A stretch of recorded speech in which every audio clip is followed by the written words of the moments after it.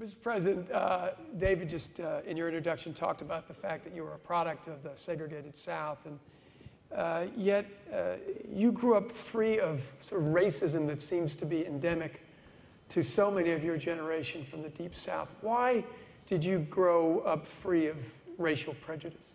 I grew up in a little village, unincorporated, named Archery, Georgia, just 2 miles west of Plains, and we were the only white family who lived there. My father was a farmer, and we were surrounded by 55 other families who were African American.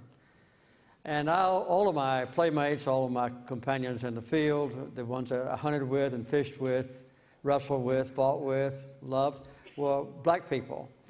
And so my life was really shaped, perhaps as much as any other white American who ever lived, by a black culture. It was during the time I was in the Navy that Harry Truman ordained in 1948 that all the military forces would be free of racial segregation. And this was one of the most courageous political acts that I knew about in my life, because it was a very unpopular thing for him to do. But it changed my life on a submarine. And I saw at practical firsthand that white and black people should live, and it was better for both of us to live as equal. So when I came home from the Navy in 1953, it was just the beginning of the civil rights stirrings, you might say. And so I was then immersed in a segregated society, and being more moderate or liberal than my neighbors were. It's been 50 years since Lyndon Johnson signed the Civil Rights Act. Have we progressed on race as much as you would have hoped? No. And we are pretty much dormant now. We kind of accept self-congratulations about the wonderful 50th anniversary, which is wonderful. But we feel like, Lyndon Johnson did it. We don't have to do anything anymore. So I think too many people are at ease with the still existing disparity. Right. You are a born-again Christian. You teach Sunday school regularly. Yes. There are a lot of people of faith who don't support gay marriage because of their religiosity. Yes, I know. What is your view on gay marriage? What would you tell those folks? Well, I belong to Maranatha Baptist Church, and that's where I teach Sunday school every Sunday. Last Sunday and this next Sunday as well, about 35 times a year. I believe in what St. Paul wrote to the Galatians. He said there's no difference between people in the eyes of God. There's no difference between men and women. There's no difference between Jews and Gentiles. There's no difference between servants and masters. And I don't believe there's a difference between people because of their sexual orientation. And I hope that they... What is your greatest concern for America today?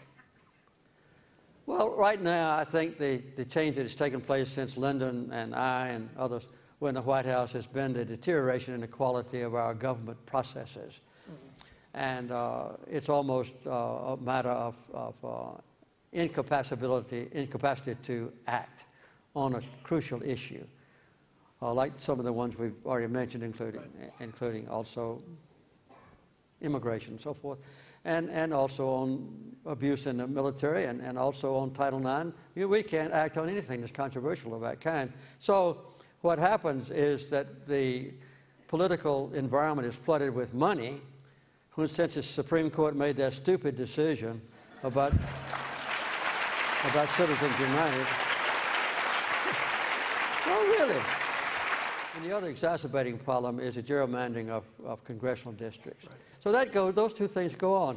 And I think that's the worst thing that I can see about our present American capability of dealing with crucial issues. Yeah. And so that is the best answer I can give you. What would you say to young folks who, like you, want to make a difference in the world? I'm the only president that ever quoted a high school teacher. And her name was Miss Julia Coleman. And in my inaugural address, I remember that Miss Julia Coleman told me, and other students, not just me, we must accommodate changing times, but cling to principles that never change. And I think that's the best philosophy I know in one centers, because fast-changing technological world brings together, you know, different kind of people and different kind of environment and different kind of transportation, different kind of communication. But there are certain principles in life that never change, and that has to be the bedrock for our existence.